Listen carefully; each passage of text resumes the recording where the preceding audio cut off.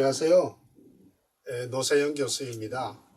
우리가 이제 이번 강좌는 사사기를 좀 공부하려고 하는 내용인데요. 여러분들이 이 사사기는 평소에 많이 읽기도 하지만 재미있는 스토리로 많이 읽게 되죠. 그런데 사사기의 내용은 그보다도 훨씬 깊은 내용들이 많이 있어요. 그래서 우리가 내 강좌를 통해서 사사기 공부를 좀 해보려고 합니다. 자, 우선 오늘 지금 이 시간에는 첫 번째 강좌인데요. 사사기를 공부하기 위해서 가장 중요한 것 하나가 사사기라는 책이 역사 속에서 구약의 역사 속에서 어떤 위치에 있는지를 알아야 하고, 그리고 역사라는 것은 도대체 뭔지를 우리가 알아야 이제 사사기를 이해할 수 있을 것 같아요. 자, 우선 보시면 서론의 역사에 대한 이야기를 제가 좀 한다고 했죠. 자, 보겠습니다. 구약 성서에서 역사에 대한 이해를 우리가 좀 살펴보면 구약 성서를 몇 가지로 우리가 구분할 수가 있어요. 첫 번째는 히브리어 성서. 우리가 구약 성경은 이제 크게 우리가 두 개의 성경을 나누는데 나머지 또 여러 성경들이 있긴 있습니다만은 구약에서 가장 중요한 두 개의 성경은 히브리어 성경이라고 하는 걸 그거를 타낙이라고 부르고요.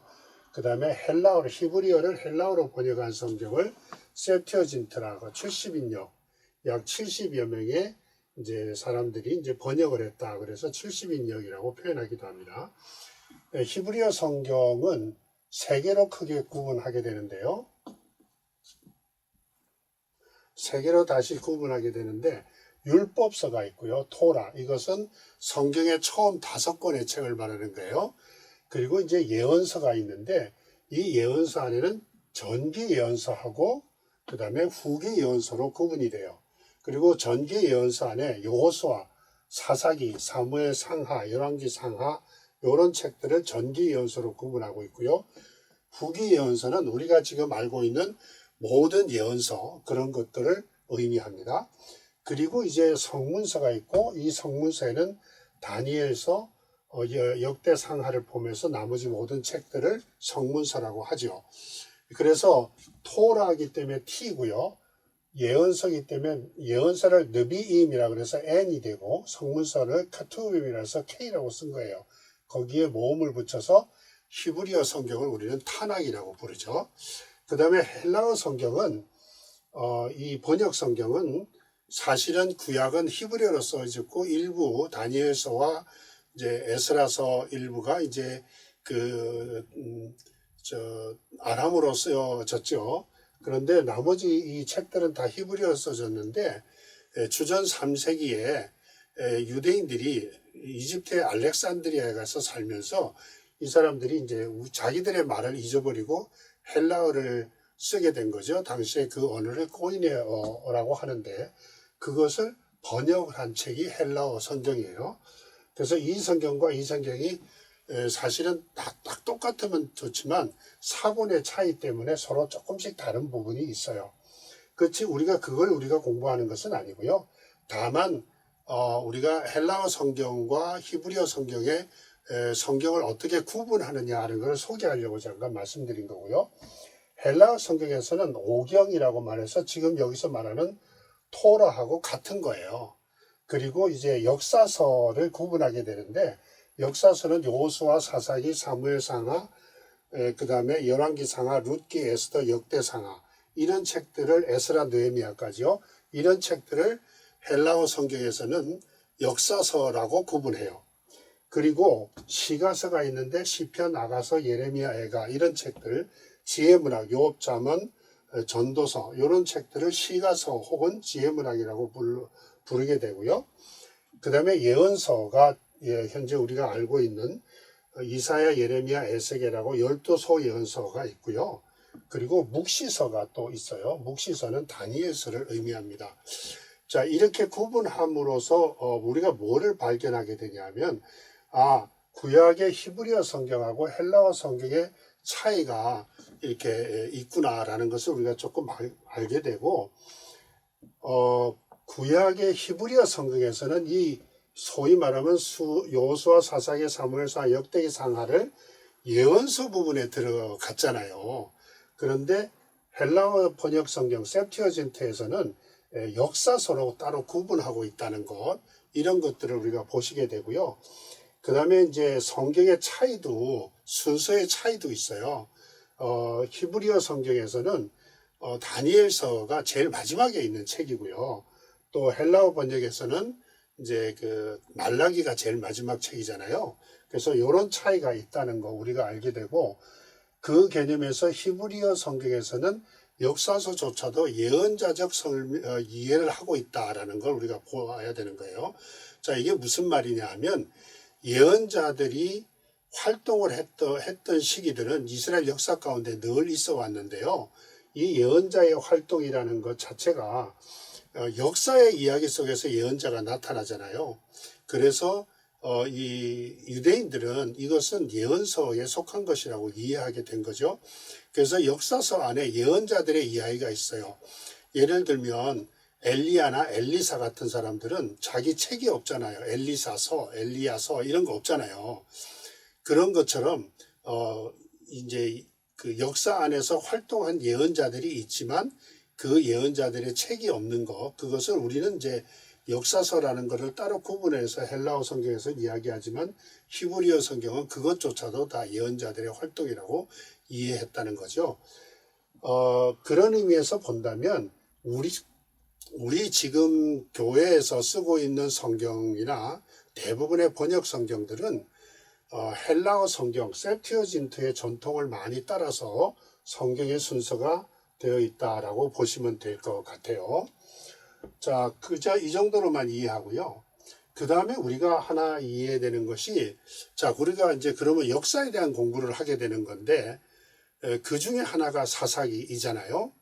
그러면 그 사사기라는 개념을 우리가 공부하기 전에 도대체 사사기는 어떤 의식을 가지고 쓰여진 책이지? 그런 것들을 우선 이해해야 한다는 말입니다. 자, 역사라는 것은 사실 우리가 보통 일반적으로 역사 이야기를 하면 그 역사는 과거의 어떤 이야기들, 사건들을 연대기적 순서로 쓰여진 것이다, 이렇게 생각을 하게 되고요. 많은 분들은 그 역사에 기록한 많은 내용들이 사실이라고 생각을 하게 되죠. 그런데 사실은 역사에 기록된 모든 것들은 어떤 역사책이든지 다 마찬가지입니다만은 100% 모든 사건을 다 기록하지도 않고 있고요. 그리고 그 역사에는 역사가가 갖고 있는 역사의 사관이나 그의 역사 의식에 따라서 역사를 다르게 이해하게 되는 거예요. 요사이 우리나라에서도 뭐 건국 초기에 대한 역사를 가지고 이제 진보주의 학자들과 보수주의 학자들 사이에 이제 논란을 많이 하고 있잖아요. 그런 것들이 다 역사의 의식이, 역사관이 어떻게 다르냐에 따라서 보게 되는 거기 때문에 사실은 역사라는 것은 100% 객관성을 갖고 있다라기보다는 역사가가 어떤 사관을 가지고 그 과거의 사건을 이해하고 기록했느냐 하는 것이 중요하다 하는 걸 의미하는 거예요. 그래서 여기 성경 안에서도 이 역사의식이 뭘까? 성경을 기록하는 역사가가 어떤 의식적인 사고를 가지고 이 역사를 기록했을까? 요거를 우리가 생각을 해야 된다는 거고요. 또 하나는 이제 그런 의식이 어떻게 기록됐을까? 요 점을 이야기하는 거예요. 그래서 이스라엘 역사의 기록의 원칙이라는 게 있는데요. 여기에 보면 이스라엘 역사는 하나님과 이스라엘의 만남에 대한 이야기입니다. 그러니까 뭐 세상 사람들이 우리가 일반 한국사를 이야기하거나 뭐 세계사를 이야기할 때에 어떤 왕 때에 누가 뭐 했느냐 이런 데 대한 관심보다도 하나님과 이스라엘이 어떤 만남의 관계를 쭉 가지고 와서 이 역사를 형성해 갔느냐 요거에 대한 관심을 이스라엘 사람들은 갖고 있다. 역사서를 기록한 이제 사가가 그렇게 생각했다는 거고요. 그 다음에 이스라엘 역사는 이스라엘의 정체성에 대한 확신입니다. 그리고 우리가 누구지? 이스라엘 사람들은 항상 역사 속에서 우리가 누구지라는 생각을 많이 했어요. 그래서 우리라는 개념이 하나님과의 관계에서 우리를 어떻게 판단할 수 있을까? 어떻게 정의할 수 있을까? 이런 것들을 생각했다는 뜻이고요. 그 다음에 이스라엘 역사는 단순한 역사적 기록이 아니라 해석된 역사입니다. 아까 제가 일반 역사도 역사관에 따라서 다르게 이해됐다고 표현했지만 이스라엘 역사, 구약 성경에 나오는 이스라엘 역사는 그렇게 단순히 어떤 사건들의 연속성이라는 것에서 넘어서서 신학적인 해석을 했다라는 뜻입니다. 그래서 여기서 말했던 역사 의식보다도 훨씬 더 고차원적 생각을 이스라엘 역사 가운데서 드러내고 있다라는 걸 우리가 볼 수 있고요. 그리고 이 이제 역사서는요, 과거에 있었던 많은 이제 그 역사에 대한 이야기들, 사건들이 전해져 내려온 게 있을 거 아니겠어요? 그 전해져 내려온 이야기들을 어떻게 수집해서 그것을 연대기적으로 묶으면서도 동시에 하나님과의 관계 속에서 신학적으로 해석해갔을까? 이런 것들을 이스라엘 역사가 기록하고 있다라는 것을 우리가 볼 수 있습니다. 이런 원칙을 가지고 우리가 이제 역사서라는 것을 살펴봐야 돼요. 그렇지 않으면 그냥 일반 역사처럼 생각하게 되거든요. 자, 그 다음에 보면, 자, 이스라엘 역사에는 그러면 어떤 사관을 가지고 어떤 역사 의식을 가지고 기록했을까 하는 거에 크게 두 가지로 구분할 수 있어요. 하나는 신명기적 역사서라고 표현하는 거고요. 또 다른 하나는 역대기적 역사서라고 표현하는 거예요. 자, 신명기적 역사서와 역대기적 역사서를 이야기하면, 자, 우리가 앞에서 제가 잠깐 앞으로 좀 되돌아가서 볼까요? 여기에 보시면 역사서를 구분할 때 여호수아, 사사기, 사무엘상하, 열왕기상하 요거까지는 신명기적 역사서라고 합니다. 그리고 룻기는 사실은 이제 이 헬라어 번역 성경에서는 이제 룻기가 역사서 안에 들어와 있지만은 이 히브리어 성경에서는 성문서 안에 들어가 있다고 보면 되고요. 그 다음에 이제 에스더와 룻기가 그렇고요. 역대상하하고 에스라 느헤미야 요 네 권의 책, 역대상하, 에스라 느헤미야 요 네 권의 책이 역대기 역사서라고 부릅니다. 그리고 룻기하고 에스더는 그래서 일부 학자들은 룻기와 에스더를 역사서에 포함할 수 없다라고 말하는 학자들도 심지어 있어요. 그렇지만 역사에 대한 기록이기 때문에 우리가 그걸 부인하지는 않죠. 자, 그런 의미에서 우리가 본다면 신명기적 역사서라는 것은 뭘까라는 걸 좀 볼게요. 신명기적 역사서는 신명기 신학의 관점에서 기록된 것이다 라고 표현했어요. 자, 역사의식과 또 신학적인 해석이 담겨 있는 책이라고 했잖아요. 그러면 그 신학적인 관점과 역사의식이 어디서부터 온 거지? 바로 그게 신명기라는 거죠. 신명기. 자, 이 신명기를 우리가 들여다보는 거고요. 그래서 그 사건, 과거에 있었던 사건들에 대한 객관적인 보도라고 하기보다는 역사에서 일어났다는 의미가 무엇인지를 추구하는 거예요. 어떤 일이 일어났는데 그 역이 어떻게 해서 일어났지 이런 걸 자세히 설명하는 게 아니라 그 일어났던 사건이 하나님과 이스라엘 백성 사이의 어떤 관계성 속에서 그들이 그 역사에서 무엇을 신학적인 이해를 해서 얻어낼 수 있을까 요거를 본다는 뜻이죠. 그런 의미에서 이제 신명기적 역사서라고 부르는데 바로 사사기가 이 신명기적 역사서 안에 포함되어 있는 책이에요. 그러면 신명기는 어떤 책일까? 신명기는요, 단순하게 우리가 본다면 역사를 이해하는 아주 기본적인 그 기준이 뭐가 있느냐 하면 그 기준 자체는 하나님의 법을 순종하면 복을 받고 법을 순종하지 않으면 벌을 받는다라는 그런 권선징악과 같은 의미에 담겨 있는 거죠. 영어로 그걸 우리가 retribution이라고 표현하는데요. 뭐 우리 나라 사람들이 많이 쓰고 있는 이제 언어가 뭐 인과응보라든가 권선징악이라든가 하는 그런 의미가 여기에 담겨 있어요. 그래서 법을 지키면 복 받는다. 그렇지 않으면 그렇게 법을 지키지 않으면 벌 받는다는 이야기는 여러분들 교회 안에서도 많이 듣잖아요. 그런 신학적인 사고가 어디서부터 왔느냐 하면 바로 신명기에서부터 왔다는 거고요. 그 사고에 의해서 역사를 기록했다라고 하는 거죠. 그것은 지금 가장 중요한 거 하나만 제가 소개해 드린 거예요. 그 다음에 이제 역대기 역사서는 다윗과 예루살렘 중심적인 사조에 빠져 있다라는 건데요. 이 역대기 역사서는 이스라엘 백성들이 포로로 잡혀갔다가 바벨론 포로로 잡혀갔다가 되돌아온 다음에 기록한 역사서예요. 그래서 이 역사서는 당시에 이스라엘 사람들이 꿈꾸던 세대가 어디냐면 자기들이 독립을 못했잖아요. 페르시아의 지배를 받았고. 그러니까 독립을 할 수가 없으니까 이 독립하지 못하는 상황에서 어떻게 자기들이 꿈꾸는 거예요. 어떤 나라를 세우기를 원하겠어요. 옛날 다윗과 솔로몬 시대. 그래서 다윗과 솔로몬 시대를 이야기하는 그런 생각을 가지고 하나님께서 나라를 다시 회복시켜 줄 거다. 그런 생각을 가지고 역사를 기록했다라고 보시면 돼요. 그래서 다윗과 솔로몬에 대한 이야기들 중에서요.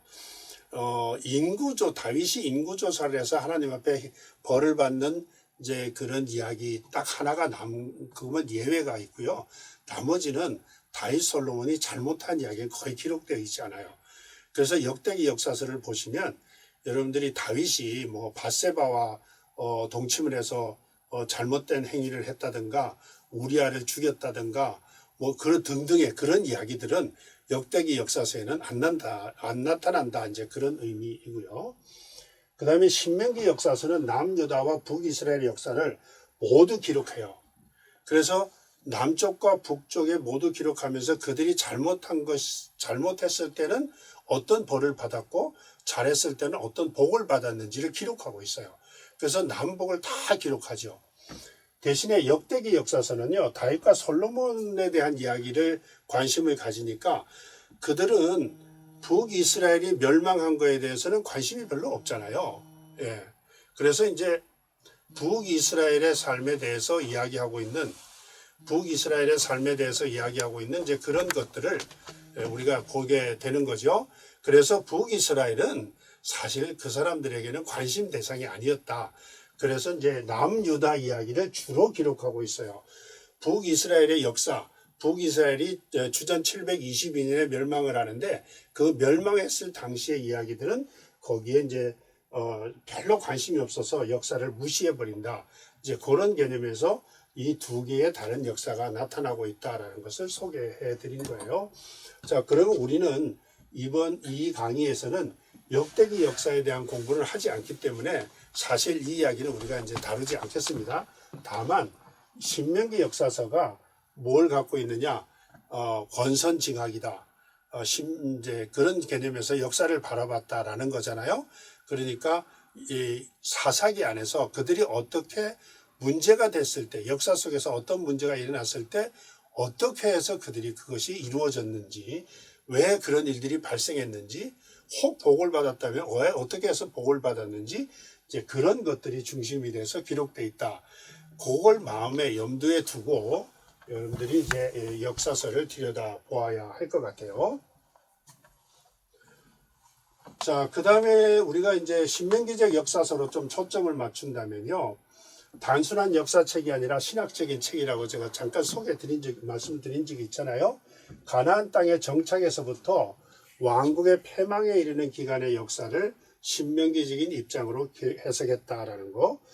포로기 시대의 상황에서 왜 자신들이 이러한 멸망을 당했는지를 신학적으로 해석하는 거예요. 그러니까 이것은 신명기 역사서의 마지막, 신명기 역사서가 큰 책이잖아요. 여호수아서부터 열왕기 상하까지 이런 책이니까 그것이 마지막으로 완성이 됐을 때 그 완성된 거는 이제 일반적으로 포로기 시대다라고 보고 있는데, 포로기 시대에 그들은 무슨 생각을 하냐면 왜 우리가 하나님의 약속을 받았고 영원토록 다윗의 왕조를 지켜주겠다고 했던 하나님의 약속이 있는데도 불구하고 바벨론에 멸망을 했지? 그런 생각을 하게 되잖아요. 그러니까 그 생각 속에서 이 이야기를 다루게 되는 거예요. 그래서 우리가 잘못해서 그랬구나라는 것을 이제 드러내고자 하는 역사적 관점이 들어있다는 걸 보는 거고요. 그 다음에 자신들이 하나님의 법으로 되돌아가서 그 법에 복종하고 신뢰하게 되면 하나님은 다시 우리를 회복시켜 줄 거다라는 교훈을 거기서 보여주고 있는 책이다라고 하는 거죠. 그 다음에 북이스라엘과 남유다 왕들의 잘잘못에 대해서 다 기록함으로써 역사의 흐름이 하나님 앞에서 어떻게 이루어졌는지, 그리고 그 모든 역사의 과정에서 하나님께서 어떻게 하셨는지를 들여다보는 거예요. 자, 우리가 일반 역사를 이야기할 때는 한국사 그런 이야기하면 여러분들 조선시대 이야기든 뭐 그런 이제 그 스토리들인지 혹은 뭐 연속극이든지 이런 책들이든지 이런 걸 보게 되면은 뭐 신이 어떻게 했다. 뭐 이런 이야기 안 하잖아요. 그냥 왕과 신하들과 백성들의 관계들을 이야기하잖아요. 그런데 이스라엘 사람들이 보는 역사관은 아까 말씀드린 대로 하나님과 이스라엘 사람 사이의 관계성 속에서 이해한다고 했기 때문에 이 이야기는 바로 하나님께서 우리가 어떻게 살면서 하나님께서 역사를 이렇게 흘러가게 했을까? 여기에 관심을 갖게 된다 하는 거죠. 그래서 그런 점에서 우리가 역사를 들여다보는 거고요.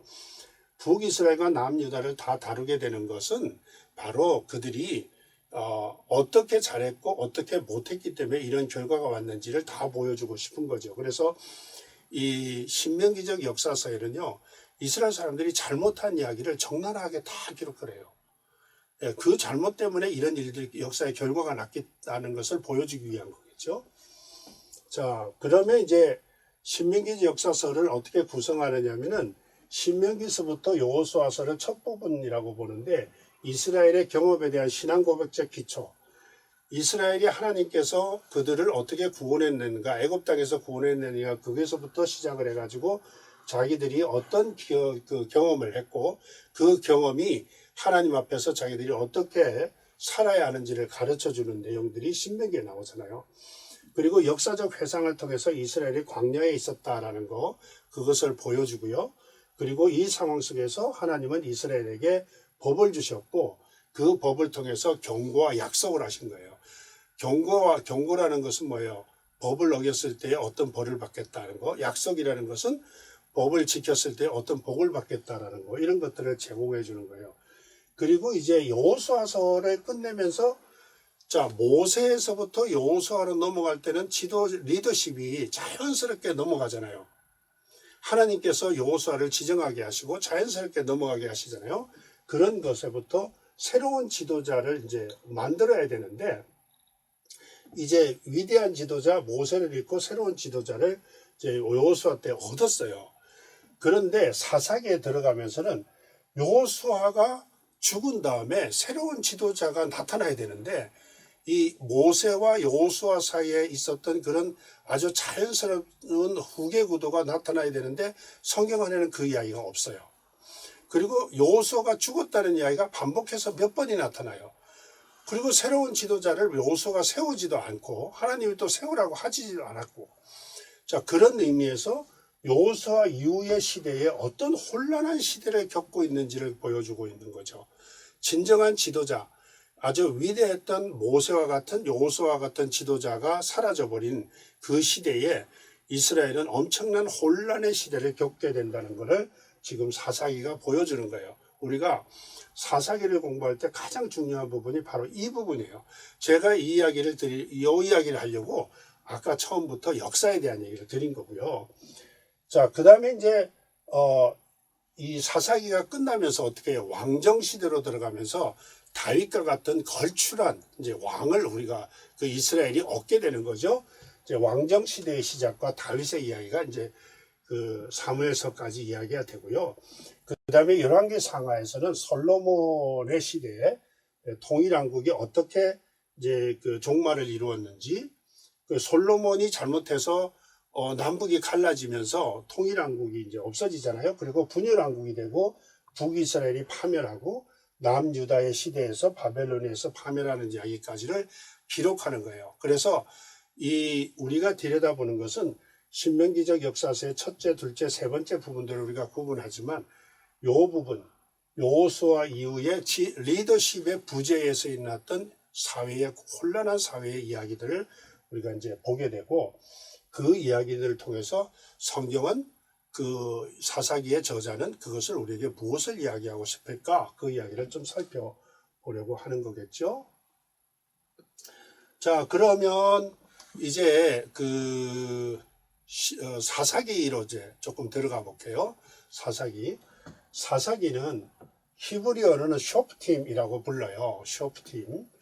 쇼프팀이라고 부르는데 그 의미를 그대로 번역하면 저지스라고 영어 성경에 해놨죠. 재판관이라고 표현했어요. 그래서 우리가 사사기 그러면 사사라는 말을 쓸 때는 도대체 사사가 뭐지? 이런 생각, 우리말 번역에서는 그렇게 생각이 들잖아요. 그런데 영어 성경을 보면 저지스라고 돼 있어. 아, 사사들은 재판하는 사람들인가 보다. 이렇게 생각을 하게 돼요. 그렇지만 우리가 흥미롭게도 드보라의 경우에, 사사에서 드보라의 경우를 제외하고는요, 사사들이 재판한 경우는 없어요. 그래서 쇼프팀이라는 단어가 직역을 하면 재판관들, 저지스 이런 의미이지만 실제로 그들의 활동을 보면 그들이 재판관으로서의 활동한 것은 아니다 라는 거 우리가 볼 수 있게 되고요. 일반적으로 재판은 사회적 차원에서 이제 그 지역의 장로들이 하게 되고요. 종교적 차원에서는 제사장들이 맡죠. 그래서 여러분들 모세 시대에 모세가 재판을 하는 것을 보고 이제 이드로, 장인 이드로가 너 혼자 그렇게 하지 말고 지도자를 세워서 하라 이런 이야기를 하잖아요. 그것 때문에 이제 생겨나는 거고요. 그 다음에 이제 사사들은 위기에 처했을 때에 그 사회를 구원해낸 사람들을 사사라고 부르는 거예요. 그래서 이 저지스라는 표현 자체를 재판관이라는 의미라고 여러분들이 생각하지 마시고 구원자, 그들이 고난받고 힘들었을 때에 하나님으로부터 불림을 받은 구원자들이다라고 이해하시는 것이 이제 더 정확하다라는 거고요. 사사들은 대체적으로 모든 사사가 다 그렇진 않아요. 그렇지만 대부분의 사사들은 여호와의 영이 임한 카리스마틱 리더입니다. 하나님의 영이 그들에게 임해서 그들이 그 일을 할 수 있었다는 거죠. 그래서 여러분들 삼손 이야기를 보면 하나님의 영이 그에게 임했다. 하나님의 영이 그를 움직였다. 뭐 이런 표현들을 쓰잖아요. 그래서 여기 나오는 표현들이 온니엘이라든가 기드온, 입다, 삼손 이런 사람들의 이야기를 제가 성경 본문을 여기다 소개해 드렸죠. 이 소개한들을 여러분들이 나중에 찾아보시길 바라고요. 그래서 여호와의 영이 이제 임하는 하나님에 의해서 권위를 부여받은 카리스마틱 리더다 이렇게 보시면 되고요. 그 다음에 70인역 헬라어 번역 성경이라고 아까 소개한 70인역에서는 사사기를 크리타이라고 번역을 했어요. 크리타이의 의미도 역시 재판관이라고 뜻이지만 왕정시대 이전에서는 이스라엘의 지도자라는 의미도 함께 있었다라는 거예요. 그래서 당시에 이스라엘의 지도자였다라는 거예요. 그런데 한 가지 우리가 보면 아까 제가 말씀드린 거하고 조금 여러분들이 헷갈리는 게 있을 거예요. 그러면 모세에서 여호수아로 넘어갈 때는 지도자가 있었는데 여호수아 죽고 난 다음에 지도자가 없는 시대라고 하지 않았나 이렇게 생각하시게 되죠. 자, 이 이야기는 어떤 의미냐면 지도자라는 의미가 지도자는 지도자인데 모세나 여호수아는 온 이스라엘을 다스린 지도자들이에요. 그런데 사사들은 온 이스라엘을 다스린 지도자의 역할을 했다고 보기는 어려워요. 그래서 어느 한 지파를 중심으로 몇 지파 혹은 이렇게 해서 부분적으로 이스라엘의 땅을 이제 지도했던 사람들이고 나머지는 그의 지도의 영향력 바깥에 있었다. 이렇게 여러분들이 이해하시면 될 것 같아요. 그래서 어느 한 사사가 일어났으니까 온 이스라엘이 다 그 사사에 의해서 이제 그 지도를 받았고 또 그 다음 사사가 또 온 이스라엘 했다. 이런 의미로 이해하시는 어렵다라는 걸 말씀드리는 거예요. 자, 그 다음에 역사적인 배경을 우리가 좀 살펴볼까요? 여기에 보면 여호수아 시대에서 사사 시대로 넘어가는 시대는 주전 1000년대 후반부예요. 자, 이 이야기는 뭐냐면 주전 1000년대 후반부라는 것은 주전 1500년에서 1000년 사이 이런 시대를 의미하는 의미인데요. 이때는 많은 민족들이 자리를 움직이고 이동들을 많이 했어요. 그래서 이동이 많이 했다는 뜻은 뭐죠? 이동이 많았다는 뜻은 그만큼 작고 큰 전쟁들이 있었다라는 것을 의미하고 사회가 혼란했다는 것을 의미하는 거고요. 그 시대가 또 후기 청동기 시대인데요. 후기 청동기 시대에서 철기 시대로 넘어가는 시대예요. 그래서 여러분들 사사기를 보면 골짜기에 있는 사람들은 철병거가 있어서 이스라엘 사람들이 거기에 이제 그들을 점령하지 못했다 이런 표현들을 쓰잖아요. 그러니까 이스라엘 사람들은 아직 철기 시대를 경험하지 못한 시대 사람들이라면 일부 가나안 사람들은 철기를 경험했던 시대였다라는 거 우리가 알 수 있죠. 그래서 이 시대가 이 국제적으로도 굉장히 혼란했고 어려웠던 시대다라는 걸 볼 수 있고요. 자, 그 다음에 이제 잠깐 이야기했지만 지도자를 잃어버린 시대. 여호수아의 죽음의 이야기를요 반복해서 하는데요. 여호수아 24장에서 사사기 1장, 그 다음에 사사기 2장 6절에서 10절 세 번이나 여호수아가 죽었다라는 표현을 해요. 자, 우리 성경을 조금 보면요. 여호수아 24장 29절을 보시면 이런 이야기를 해요. 이 일 후에 여호와의 종 눈의 아들 여호수아가 110세에 죽음에 그를 어디에 장사했고 이제 그런 이야기예요. 그리고 이스라엘 사람들이 여호수아가 살아있는 동안에 있었던 여호수아와 함께 살았던 사람들이 있었던 시대에는 그들이 하나님 여호와를 잘 섬겼다. 그런데 여호수아가 죽고 난 다음에 이제 이게 어떻게 될지 모르겠다 하는 이야기들이 암시적으로 기록되어 있는 거고요. 그 다음에 이제 사사기 1장 1절을 보면 여호수아가 죽은 후에 이스라엘 자손이 여호와께 여쭈어 가로되라고 이야기해요.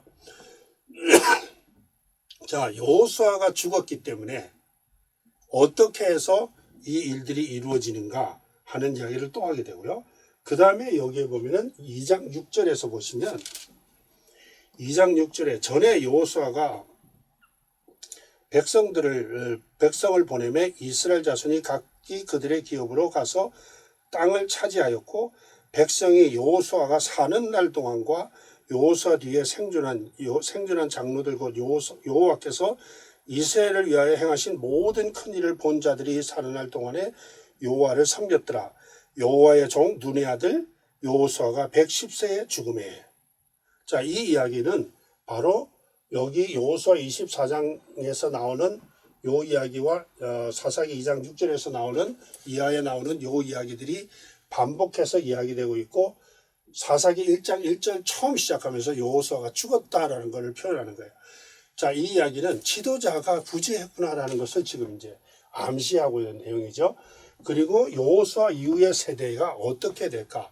그러니까 여호수아하고 같은 세대에 살았던 사람들이 살았을 때는 이스라엘 사람들이 하나님의 법을 잘 지켰지만 그 이후에는 이제 하나님의 법을 지키지 않는 것 같은 느낌을 우리가 이 본문만 가지고도 볼 수 있고 혼란의 시대가 시작이 되는구나 하는 것을 우리가 느끼게 되는 거죠. 그러면서 나오는 것이 하나님과의 계약을 맺었는데 이스라엘이 그것을 실패해요. 자, 여기에는 여호수아가 죽으면서 여호수아 24장에 보면 이스라엘 사람들로 하여금 내가 죽고 난 다음에 너희들 하나님의 말씀 지키고 살래? 하고 이야기하니까 그렇게 하겠습니다. 그러고 서로 약속을 해요. 그 계약이에요. 그 계약을 하고 언약을 하는 거죠. 그 언약을 하는데 요 이야기들이 이제 여기 나오는 거예요. 여호수아 24장. 그런데 사사기 2장 1절에서 5절에 가면 이제 이스라엘 사람들이 그 언약을 해서 실패해버리는 이야기가 나오는 거예요. 그래서 계약의 실패의 결과가 뭐냐? 가나안 족속들이 그들을 침략하고 공격하게 되고 그 침략하고 공격하게 되는 데는 하나님이 그들을 징계하는 목적도 있고 시험하는 목적도 있고 교육하는 목적도 있다. 그들을 가르치기 위해서 그랬다. 이런 이야기들을 이제 여기서 하게 되는 거죠. 자, 그래서 벌써 이 이야기만 보더라도 사사 시대에는 그 계약을 맺었던 그 여호수아 시대의 사람들이 죽고 난 다음에 문제가 발생을 했고 그 문제 때문에 이제 가나안 사람들에 의해서 공격을 당하게 되고 그리고 그들이 공격을 당하는 것은 징계를 받기도 하고 시험을 받기도 하고 교육을 목적으로 한다. 하나님께서 내가 가나안 사람들을 이제 쫓아보내지 않을 거야 라고 말씀하시잖아요. 그건 뭐 내가 그들이 내 말을 잘 듣는지 시험해 보려고 한다. 이런 표현들을 여기다 하는 거예요. 자, 이런 일들 때문에 이 시대에 시험이 많았고 여러분들 우리 사는 삶 속에서도 시험이 든다 이런 표현 많이 쓰죠. 그러니까 시험이 많았고 또 징계를 받으려면 어떻게 해요? 벌을 받는 거니까 전쟁이 자주 있었고 고통이 있었을 거다. 그리고 그걸 통해서 하나님이 교육을 했다. 이런 이야기들이 여기 기록되어 있는 걸 봐서 사사시대가 이렇게 수월한 시대가 아니었구나. 사사들이 있었으면 잘 먹고 잘 살던 시대가 아니었구나. 이런 것도 우리가 볼 수 있게 되는 거죠. 자, 그 다음에 이제 역사적 배경을 조금 더 살펴보면 이제 금방 이야기했듯이 이제 사사시대가 들어서면서 혼란이 있었다면 사사시대가 끝나는 시점에 이제 사울과 다윗으로 넘어가고 하는 왕정시대가 생기는데 그 왕정시대의 전환으로 해서 사회적 혼란이 또 가중되는 거죠. 그래서 이게 상당히 힘들었던 시대였구나. 그리고 이제 마지막 사사를 누구로 하느냐 하는 논쟁들은 좀 있습니다만 어쨌든 우리가 사무엘과 사울이라는 사람을 들여다보는데 이제 사무엘이라는 사람과 이제 사울이라는 사람의 관계도 처음엔 좋았다가 나중에 이제 서로 이제 관계가 깨지는 그런 일들이 나오잖아요. 그래서 이제 사무엘을 보면요. 사무엘은 모든 직능을 다 했어요. 그는 재판도 했고요. 그는 제사도 드렸고요. 그는 또 예언자적 역할도 했고요. 이런 일들을 군대 장관 역할도 하고 그런 일들을 다 한 사람이에요. 그런데 사울이 들어서면서부터 이제 사울이라는 사람이 세워지면서부터 사울은 이제 왕이라고 우리가 표현됐지만 히브리어에는 사울을 나기드라고 하는 표현들을 쓰고 있어요. 그래서 이런 단어들이 이런 구절들이 이제 나기드라는 단어가 나오는 곳인데요. 이 나기드는 우리가 알고 있는 절대 권력을 가지고 있는 왕과 그 다음에 사사 사이에 중간적인 어떤 힘을 갖고 있는 그 중간 매개체적인 사람이라고 할 수 있죠. 그래서 사울 시대에는 다윗 시대처럼 절대 권력을 가진 왕은 아니었다라는 거 우리가 짐작할 수 있고요. 그러다 보니까 이제 사울도 상당히 이제 자기의 권력을 자기가 쟁취하기 위해서 이제 다윗을 죽이려고 하고 하는 일들이 벌어지잖아요. 이제 그런 일들이 있었다는 거고요. 그러니까 지금 왕정 시대라고 해서 다윗 시대로 딱 넘어가기 직전까지는 사사 여호수아가 죽고 난 다음에 다윗 시대에 이르기까지 모든 시대가 상당히 힘들었고 어려웠던 시대였구나 하는 걸 알게 되고요. 다윗과 왕정 시대는 이제 다윗을 멜렉이라고 불렀어요. 히브리의 왕을 멜렉이라고 번역하는데 이 멜렉으로서의 다윗은 나기드라는 표현을 쓰지 않습니다. 완전히 왕권을 가지고 있었다. 자, 그래서 왕정 시대를 시작하면서 이스라엘이 상당히 다원화된 시대가 됐다. 자, 여기서는 사무엘은 모든 일들을 다 했다고 했잖아요. 정치적인 지도자도 했고, 재판도 하고, 또 군대 지도자가 되기도 하고, 또 종교 지도자가 되기도 하고, 이런 일들을 사무엘이 다 했지만, 이제부터는 나눠지는 거예요. 그래서 왕은 왕으로서 역할만 하는 거고, 또 제사장은 제사장으로서 역할만 하는 거고, 군대 장관은 군대 장관으로서 역할만 하게 되는데, 자, 그래서 여기 보면은 charismatic military leader로 사사는 charismatic 리더가 되기도 하고 또 military 군대 리더가 되기도 하고 그렇지만 예언자는 하나님의 명령을 받아서 전달하는 사람들이니까 이제 군대의 어떤 일들을 하지는 않았어요. 예언자.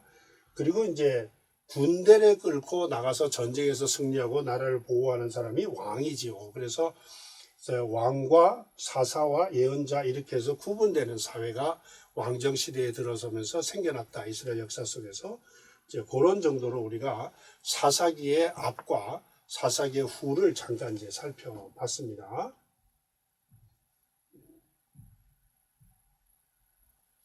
자, 그 다음에 우리가 사사기를 보려면 중요한 거 하나가 뭐예요?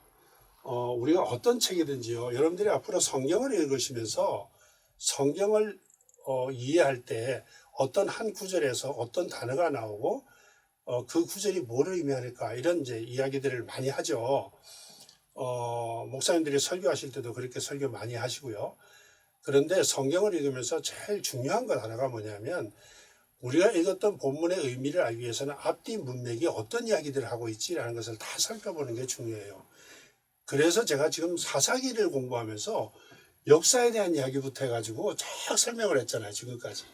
그러니까 사사기를 이해하기 위해서는 그 배경이 없으면, 앞뒤의 역사적 배경이나 문학적인 배경이나 이런 것들이 없으면 우리가 그 사사시대를 잘 이해하지 못한다는 거지, 의미하는 거죠. 자, 그래서 사사기를 볼 때에 어떤 책이든지 사사기도 마찬가지지만 그 책이 어떤 문학적인 구조를 가지고 있을까? 뭐 서론은 어디서부터 어디까지고 그 다음에 이야기는 본론은 어디서부터 어디까지고 그 다음에 결론은 어디서부터 어디까지일까 뭐 간단하게 예를 든다면 그런 정도는 여러분들이 머릿속에 이제 담아두어야 돼요. 자, 우리가 창세기를 공부할 때 1장부터 11장까지는 역사의 초기, 이제 역사 이야기를 하는 거다. 그 다음에 12장에서 50장까지는 이제 대부분 족장들의 이야기인데 그 이야기에 12에서 25장은 아브라함의 이야기, 25 후반부부터 27장, 8장까지는 이삭의 이야기, 27장까지, 그리고 28장부터 36장까지는 야곱의 이야기, 그 뒤로는 요셉의 얘기다. 그런 정도는 머릿속에 여러분들이 가지고 있어야 된다는 뜻이에요. 자, 그런 것처럼 사사기도 우리가 여러 구분을 할 수 있지만 그 중에 크게 우리가 보면요. 지도자 이야기를 제가 많이 했죠. 지도자라는 개념에서 우리가 본다면 요수아와 같은 지도자가 없던 시절에 대한 이야기는 3장 6절까지 나오고요.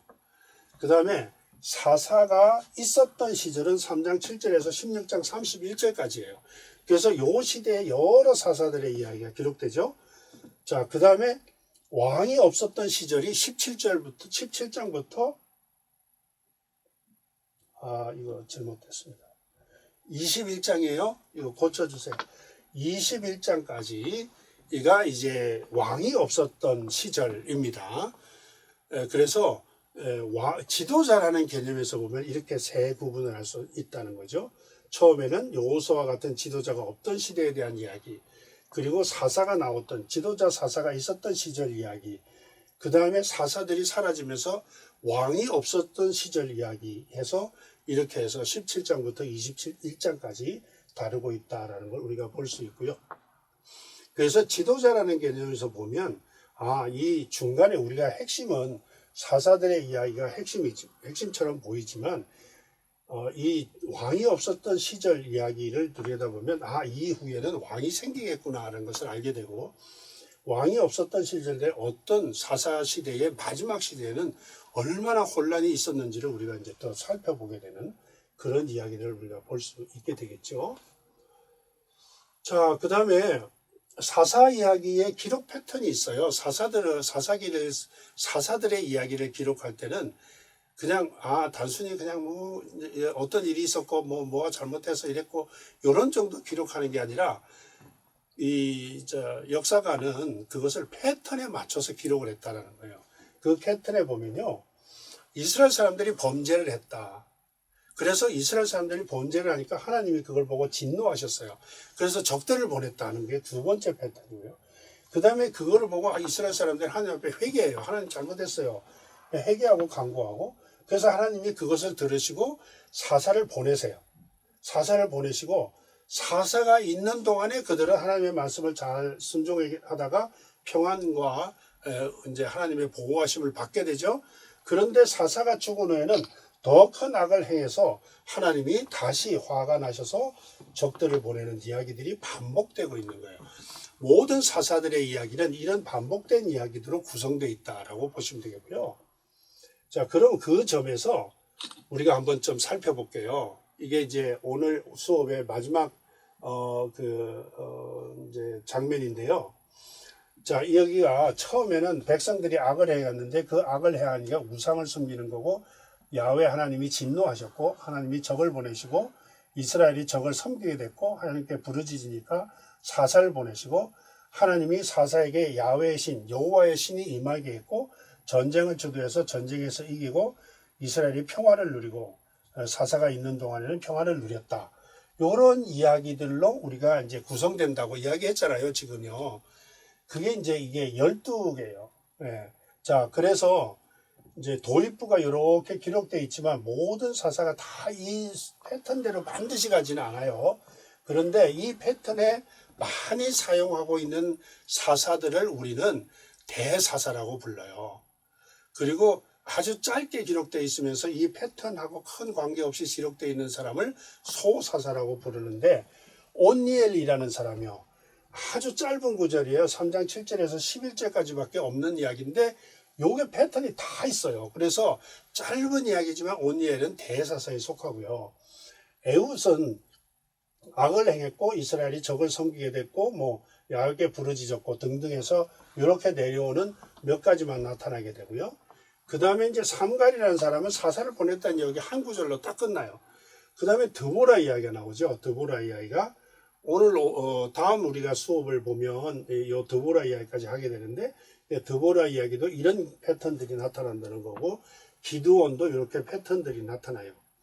그리고 이제 돌라와 야일이라는 사람이 딱 두 절씩 이렇게 세 절씩 이렇게 나오는 사람들인데 이때는 사사가 일어났다라고 이제 표현하는 거예요. 여기서 제가 여기에 쿠움의 칼령이라고 하는데 히브리어로 쿠움이라는 단어는 일어나다라는 뜻인데요. 이것은 보통 칼형이라는 게 보통 우리가 이제 능동형이죠. 능동형으로 잘 사용하지 않아요. 이 칼이라는 거는 쿠움이라는 단어는. 그런데 여기는 이 두 사람은 능동형으로 쓰이고 있다라는 것을 왜 강조하고 있냐면 돌라와 야일은 하나님이 불러서 자기가 불림을 받아서 일으켜짐을 받은 게 아니라 자기 스스로 일어난 것처럼 표현하고 있다는 뜻이에요. 그래서 이 사람들의 이제 이야기들은 아주 짧고 소사사가 되겠죠. 그 다음에 이따 이야기는 여러 이제 그 요소들이 들어있고요. 입산, 엘론 한 절 혹은 두 절 이렇게 해서 나오다가 마지막에 삼손 이야기로 기록이 되는 거예요. 요 이야기들이 이제 그 사사들의 이야기입니다. 그래서 요런 스타일로 우리가 살펴보게 되는데 우리가 다음에 이제 사사들의 이야기를 직접 보는 시간에는 이런 소사사 이야기는 제가 다 하지를 못해요. 시간이 많이 없기 때문에 대사사를 중심해서 여러분들한테 소개를 드리려고 하고요. 예. 자, 이 이야기를 우리가 이제 이번 시간의 마지막으로 사사들의 이야기가 어떻게 전개됐고 어떤 내용들이 어떤 식으로 패턴이 기록되어 있는가 그런 것들을 여러분들이 보시게 된다는 것을 이야기 드리고 역사 속에서 어떻게 사사들의 이야기가 이어져 왔는지 그리고 그 사사기라는 것이 이스라엘 구약 성경의 역사서 속에서 어떤 신학적인 의미를 가지고 있고 사사기 이전과 이후에 어떤 상황들이 벌어지고 있는지 그런 이야기들을 제가 소개를 드렸어요. 자, 다음 시간에는 사사들의 이야기를 직접 들어가서 이제 살펴보도록 하겠습니다. 수고 많이 하셨어요. 감사합니다.